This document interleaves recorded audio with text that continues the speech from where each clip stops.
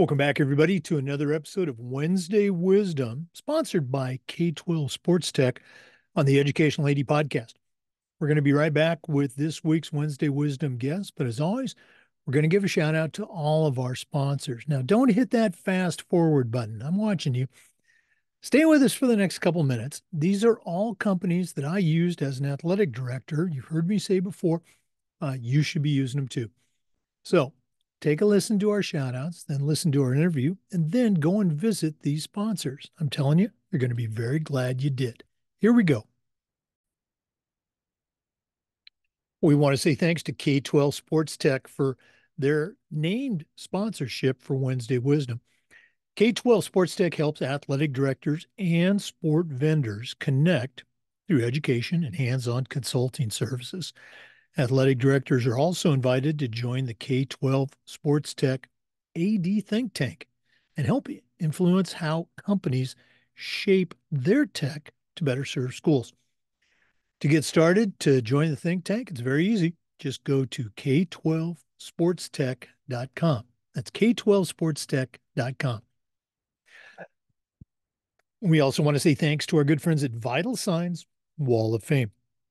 If you're looking for a really cool way to display your school record boards for all the teams, for all the events, or to show off your school's athletic hall of fame, go to vitalsignswalloffame.com. Take a look at their interactive touchscreen video consoles. They're also a great way to tell your school's unique history and brag about your proudest moments.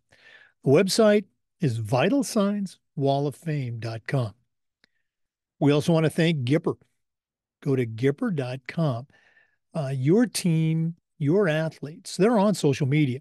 And if they're not seeing content created by you to celebrate their accomplishments and promote your program, you're really missing out on a great opportunity.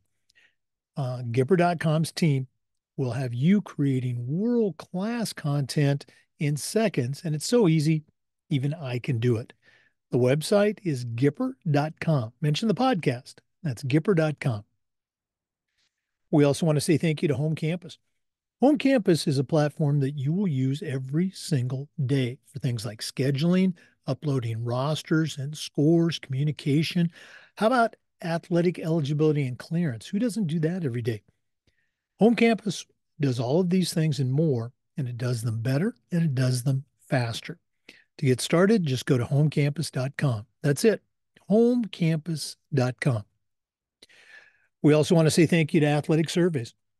You know, athletic directors already get feedback, but usually it's from a very small group that just wants to complain. Athletic Surveys will connect you to that group, but they're also going to connect you to the 98% that support your program. And having that information is incredibly valuable, especially when you're talking to a frustrated parent, maybe your principal, or even your school board. Go to athleticsurveys.com. They're going to create a custom survey that lets you take the pulse of everybody in your program. That's athleticsurveys.com. We also want to thank Snap Raise.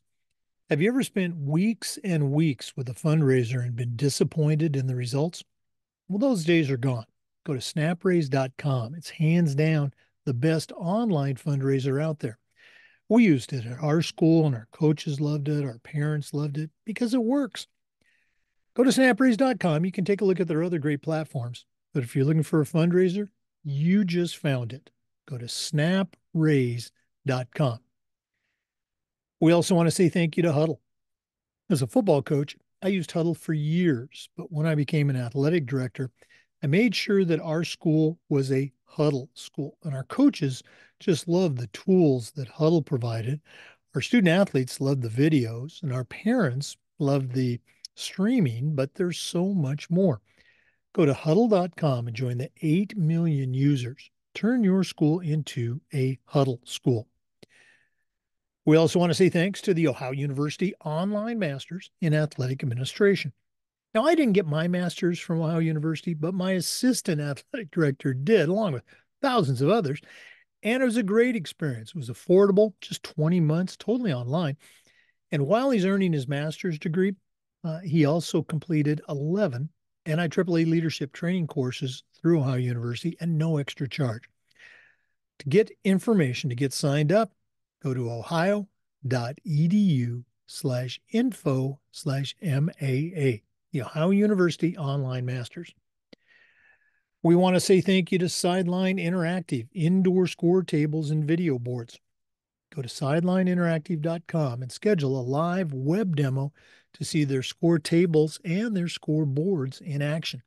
Probably one of the best purchases I ever made was our Sideline Interactive indoor score table. The website is sidelineinteractive.com. Mention the podcast, they'll give you a nice discount. Sidelineinteractive.com. We also want to thank Hometown Ticketing. Hometown is the leading digital ticketing provider to schools and colleges. I don't think I need to say anything more. Go to hometownticketing.com. It's digital ticketing that offers you more. Welcome back, everybody, to another segment of Wednesday Wisdom on the Educational AD Podcast.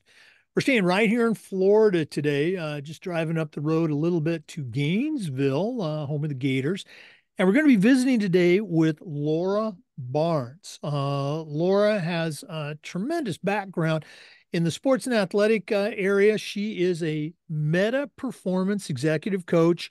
Her website is Leadership Beyond Sport. She's going to get into that later on.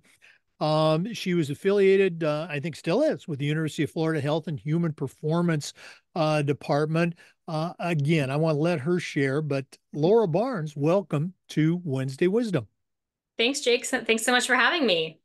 Well, you and I were connected by a mutual friend, and very excited to have you come on. Before we jump in, we always like to let our listeners have a chance to get to know our guests. So, give us that quick bio. Where you were born. Just kind of take us through the Laura Barnes origin story.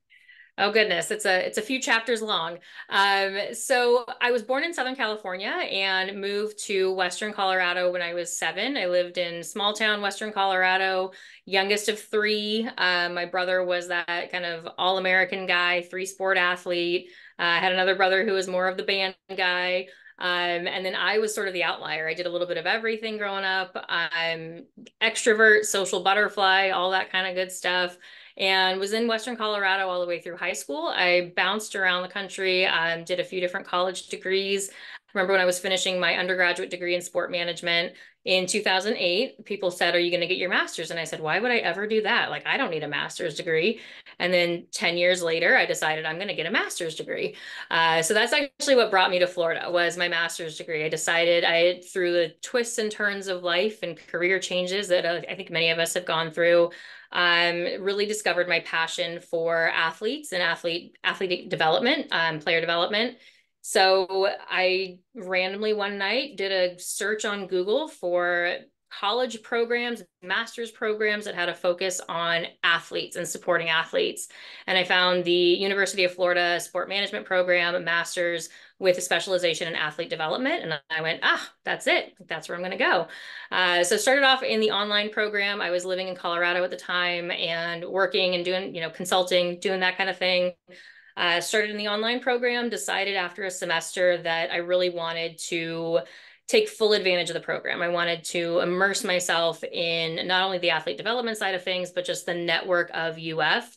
I went to a non-traditional 4-year undergrad, so I didn't really know anything about UF. I'm one of those weird people that had no clue about the world of D1 athletics, the world of University of Florida.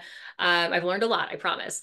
But so I petitioned, for lack of a better term, my mentor at the time, and asked for an opportunity to come to Florida. And it was, I found out after the fact, not traditional to transition from online to in person, but that's what I did. So I came in fall of 2019 and started the residential master's program in sport management. I was an undergrad TA at the time as well. So I was doing support of our sport management students in the undergrad program and doing research as well. I was a grad assistant, so I was doing research in the space of athlete development, extending from, we had a lot of research already in the youth and collegiate space. I was doing more research in the pro space. So what does athlete development, player development look like at the pro levels? And yeah, so that's what brought me to Florida. I finished my degree in 2020, and then shortly thereafter founded my company to provide leadership education, leadership content to sport management students. And then I ended up coming back to Florida. They recruited me back, which tends to happen. Anybody who's been to Gainesville knows, like, you either leave Gainesville and never come back, or you eventually get recruited back to Gainesville and you end up staying here for life. So that's what brought me back. And I've been with the UF since 2021, but working in a variety of different capacities. Did some tutoring of student athletes as well while I was here. So I got to engage with the student athletes and our achievement centers. It's been a really rewarding experience overall. Well, thanks so much for sharing. This whole idea of player development, student athlete development has really taken off in the last few years. Before we jump into that, you talked about your growing up, that you were had kind of that eclectic experience. Yeah. Um, this is one of my favorite questions. Can you think back to a time, maybe junior high or high school times, and it could be sports related or not, but now that you're in this area of athletic performance, student athlete and athlete leadership, can you think back to a moment that at the time it really didn't seem like much, but now looking back with perspective and experience and maybe just a little bit of wisdom, you can point to that and say, hey, that was a significant moment for me. Anything stick out for you? Yeah, I don't know if there's one specific, but I do know that there was a point. I loved playing sports. I was not a great athlete, but I loved playing sports. And so there were times where like I would get in trouble for talking too much to the other players and distracting them from what the coach was saying. So I was probably every coach's worst nightmare. I apologize. But there was something about sports that I loved, and I think it was probably around high school. I became a baseball manager in high school for a few reasons that were probably not like just because I loved baseball, although I did. It got me out of classes sometimes, got me, the journalism teacher was the baseball coach and he was fantastic. So I became a baseball manager. And I think being in that space where you're literally taught how to watch the game of baseball, that I think was probably a turning point for me where I realized, oh, like my way of observing sports has less to do with the stats and what's happening. Obviously, as a manager, it did, but I love watching sports because I actually love watching what's happening holistically, right? So being able to see how a player, when he strikes out, like what happens when he goes back to the dugout. I was more fascinated by those elements than simply what was happening on the field. So those were the things that I think really at their core drew me to athlete development later on, was just that fascination with how athletes engage, interact, react to the situations that are occurring around them. Didn't know about things like mental performance, which maybe if I had, I would have chosen a different career path. But the athlete development side to me is really, how are athletes handling their sport, just in the different ways that it applies to them and impacts them. And I think that was always what was fascinating to me, was just like how people experience sport and like the whole human aspect of it. Oh, I love it. Because again, we talk in the athletic director world about, what we do. It's for the kids. It's about Mhm. people. Good stuff. Well, I'm going to get out of the way. This is Wednesday Wisdom. You're here to share with our listeners. So I'm just going to go and ask, what do you have for our listeners today? Yeah, so I'm going to pull in some of the meta performance concepts. Meta performance is, I would say, a fairly new term in the space of executive coaching, but it's a really amazing approach and strategy. One that I was drawn to. Didn't really know why I was so drawn to it initially, but the the tagline of meta performance is go beyond high performance, which any high performer who heard me say that just now is probably like, oh God, like you want me to do more? Like I'm already doing a lot as a high performer. And so that's their tagline. But really, the question that for me sparked a light and really drew me in was they asked this question, and so I ask this now of my clients and the people I work with: what are you capable of? So it's not simply how can you be the best, how can you win the championships. Those are obviously very important, and I'm not discrediting those at all. But when we ask the question, what are you capable of? What is your team capable of? What is your athletic department capable of?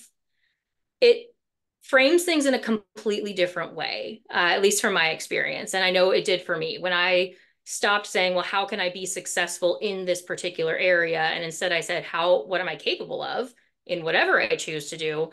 It actually opened up a world of opportunity, and it created a space for me to just start playing with, like, I don't know what I'm capable of, but it'd be cool to find out.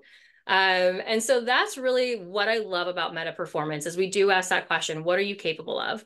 One of the questions I ask people is, if you had no limits and no restrictions on what you could do, meaning you didn't have to ask for permission, you didn't have to get budgets checked, you didn't have to put in a travel approval, right? Like you didn't have to ask for anything. You could just take action. What would you do differently in order to accomplish the things that you're going after? And so that's one way to think about it. Like, what would you do if there were no limits or restrictions on what you could do? Again, keeping in mind that we still have to be legal human beings and not commit murder, right? But so that's a big component of it is what are you capable of? What would you do differently if there were no restrictions that you placed on yourself or that someone else placed on you? And we really play a lot in the space of vision. Like, what is your vision for what you're trying to create? And I think as leaders, it's really important to be clear on like, what is the vision for our organization? What is the vision for what we want to accomplish? And then getting buy-in from people around you so that everyone is working towards that vision and asking themselves, what am I capable of in pursuit of this vision that matters to all of us? That the your whole idea of go beyond high performance. I'm a big fan of the book. Gosh, it's over 20 years old now. Good to Great. And the premise of that author was that good is the enemy of great. And what does it Mm-hmm. take to be truly great? That, whether it's that top 1% or the 1% of the 1%, but that's what came to mind when you talked about go beyond high performance, or what are you Yeah. actually capable of? Yeah, absolutely. And I think also there's an element that a lot of us forget. Like when we talk about when I'm working with clients, I'm talking to people about like what does this mean? Like what does this whole meta performance thing mean? And we're talking about what are you capable of and going beyond high performance. Sometimes it can feel overwhelming. Like I'm only one person. Like what do I only have so many hours in a day? There are only so many things available to me. And so we start talking about this concept of like resources. What are the resources available to you? A lot of people tend to overlook the fact that you are your own greatest resource. Like you, Jake, are the expert in your life. I'm never going to claim to be an expert in your life because I don't know your life. I haven't lived it. You're the expert in your life. But if you were to really tap into what resources are available to me, again, my list of resources for myself is probably going to be very different than your list of resources for you, just because we have different experiences. But the resources that we think about are huge. And it's not just how much is in the bottom line of the budget, right? It's not just the size of our equipment room or the size of our staff or the size of our athletic department as a whole. It's not like that's part of it for sure. But resources are also the human component, the human resources, and especially in the space of athletics. I think about that. I call it the sport ecosystem, or it can be very granular. It can be like the athlete ecosystem. So it's the athlete and the people who are directly affiliated and connected with that athlete.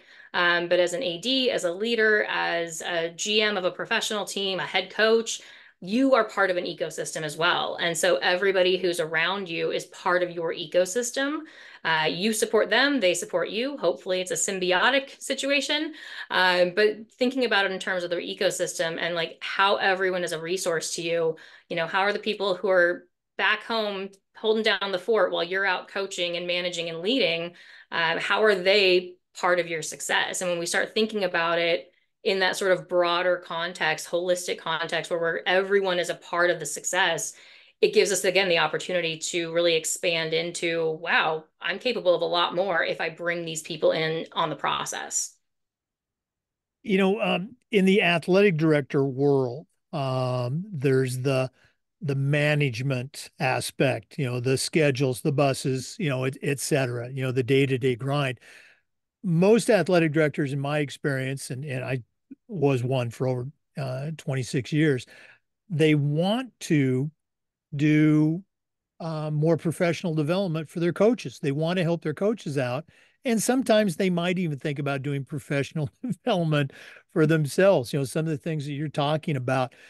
For one of our listeners, that coach, that AD that wants to utilize some of those resources and maybe some other resources. Do you have a magic pill, a list of the top three things they can do? What would be your advice to our listeners that are in this situation where they want to develop their staff and also develop themselves? Yeah, great question. So I would say, again, the meta performance piece looks at three different components that tie into creating meta performance. First, it's the vision. So getting super clear on what your vision is, what you're trying to accomplish. Um, Personally, I offer free vision calls. I love doing those. It's so much fun to learn like what people are up to. So that's a starting point. And then the next piece is strategy and mindset. So you have this overarching vision, and then like you implement a strategy. Say these are the things we think are going to help get us there.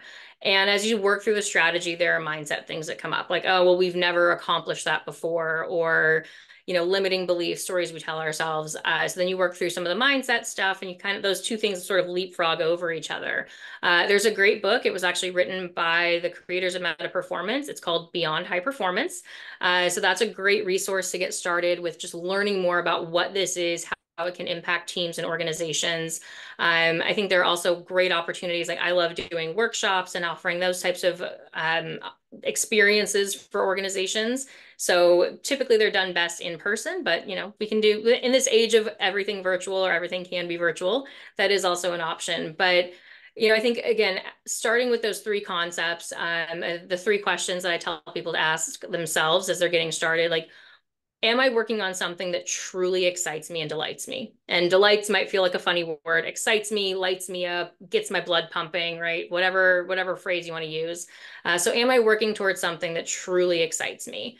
And then the next question is, if there were no limits to what I could do, what would I do differently? Or what would our organization do differently? And then the third question is, and I'm of course blanking on at this exact moment, our third question is, I apologize. I will pull it up and I will get you that answer, Jake. Promise. Third question would be, there we go. Who would I need to become to accomplish the thing I say I want? So in terms of transforming yourself as a leader, transforming your teams, your organizations, who would you need to become in order to accomplish that thing? But yeah, I think starting off with Beyond High Performance, there are some great resources that I'm always happy to provide as far as podcasts, articles, things like that. But there are meta performance podcasts out there as well that really talk about the space and help people sort of frame it differently. But those would be my starting points: is meta performance book, and then those three questions. Okay. I'm sure you have many, many, many, I call them, these are my words, success stories where you've worked with a client. Can you share just maybe one that really stuck out for you where just, you were really proud of the individual, proud of yourself for helping them improve in their performance? Yeah. So one, I'll keep it in the space of academics a little bit. So this is an individual, former student athlete who was a collegiate student athlete and then transitioned out, was doing their master's degree, moved on to a PhD. And I started coaching this individual while they were in their PhD program. And it was awesome to see a young adult who was committed to their own growth and development, who wanted to be better, and was dealing with a lot of the same challenges and frustrations that I think a lot of athletes deal with. Again, having been a former student athlete, the mindset pieces, the I'm only great if I accomplish X. And so in our coaching sessions, we work through like, why is that why is that how you define success? How would you define success if it was completely up to you? And watching the shift in this individual, and this was just, we worked together for about 3 months. So watching the shift in this individual from, I have to do things a certain way because that's what everyone tells me to do, and then shifting to, oh no, wait, I get to define what success looks like for me. I get to define where I want to go in this particular space. And just seeing that transformation, and we ended working together after that 3 months just based on the demands of life. But seeing that individual have a clear framework and the confidence going into their next steps of, I got this. I now know how to define success, how to define what matters, how to think of myself as this new version. Right, in a PhD program, you're looking at becoming a leader, becoming an educator. And so going from that space of like, oh, I'm just an athlete to now I'm an educator, I'm imparting wisdom, I'm a subject matter expert, and shifting into that space was an incredibly rewarding experience. And I'm so grateful that I had the opportunity to work with that individual, and we're still connected. So I still get to see their success as they continue on. That's so cool that you're still able to stay connected with your clients. Very cool. As we're getting ready to, head back to school, some teams are already back in action. Others aren't going to start for a week. Any tips, any observations that you can share with our listeners? Yeah, I think the biggest one, tying back into that ecosystem concept, just to having that awareness as you're heading into a new season, a new academic year, that it's really easy to get tunnel vision, right? I think, especially in the athletic space, it's really easy to focus on my sport, my experience, what I need to be doing. So just having that awareness that the people in your ecosystem might be your spouse at home, it might be your kids, it might be your family or your parents, they're going through a lot as well, right? Like they're supporting you. They are a part of this experience. So just being mindful of that and sometimes checking in on them, like, hey, how you doing? Is there anything you need? What could be better for you? Giving them that opportunity to express that, and then also the awareness that your athletes are dealing with the same thing. And I know that many of the ADs and coaches out there, that is top of mind, focusing on the students, focusing on the athletes, but just the challenges, right? I think one of the biggest things that's been an awareness for me is like not everyone was raised the way I was raised. So even when I was tutoring student athletes, the learning more about their background and their story and like the family dynamics they came from and how that impacted how they showed up as an athlete and as a student, I think is really, it's just a great thing to keep top of mind as you're heading into a new academic year and supporting these diverse, wonderful human beings that we call student athletes and really helping them make the most of their experience. You having an exceptional year, and then also your family and your ecosystem having a great experience as well. Well, I love that, the family as ecosystem, just I love the visuals that brings up. Laura, this has just been really cool getting to know you a little bit and having you share Yeah. with our listeners. If one of our listeners wanted to reach out, find out a little bit more, maybe talk about some of your services, and listeners, I think you got a great resource here. What's the best way that they can get a hold of you? Absolutely. So my website is leadershipbeyondsport.com. So that's a great way to connect with me. My contact info is there. My email is quite simply laura@leadershipbeyondsport.com. So always happy to take an email, answer that. My cell phone honestly is listed on my website because that's the day and age that we live in. So if you see a phone number on that website, feel free to text me, reach out, but always happy to have introduction calls, discuss ways to support individuals or teams, but Leadership Beyond Sport is the best way to leadershipbeyondsport.com or laura@leadershipbeyondsport.com. All right, there you go, listeners. What are you capable of? And if you want to go beyond high performance, reach out to Laura Barnes. Laura, thanks so much for coming on Wednesday Wisdom. All the best moving forward. And we're going to have Yeah, to get you back on for another episode down the road. absolutely. Thanks so much, Jake. It was great hanging out with you today. Oh, thanks. For our listeners, it's always great hanging out with you too. And just a reminder, we upload the Zoom recordings of all of our interviews to the Educational AD Podcast YouTube channel. We do this every week, and just about every day we try to share stories and best practices for athletic directors and leaders. So hopefully we'll see you next time on the Educational AD Podcast. Yeah, make sure you check out the website, Leadership Beyond Sports, and that was Laura Barnes. Um, please keep in mind our sponsors too. We want to thank K-12 Sports Tech for sponsoring Wednesday Wisdom, along with all of our other great sponsors, the Ohio University Online Masters, Athletic Surveys by LifeTrack, Hometown Ticketing, Vital Signs Wall of Fame, Snap Raise, Huddle, Sideline Interactive, Gipper, and Home Campus. Thanks again for listening. We'll see you next time on Wednesday Wisdom.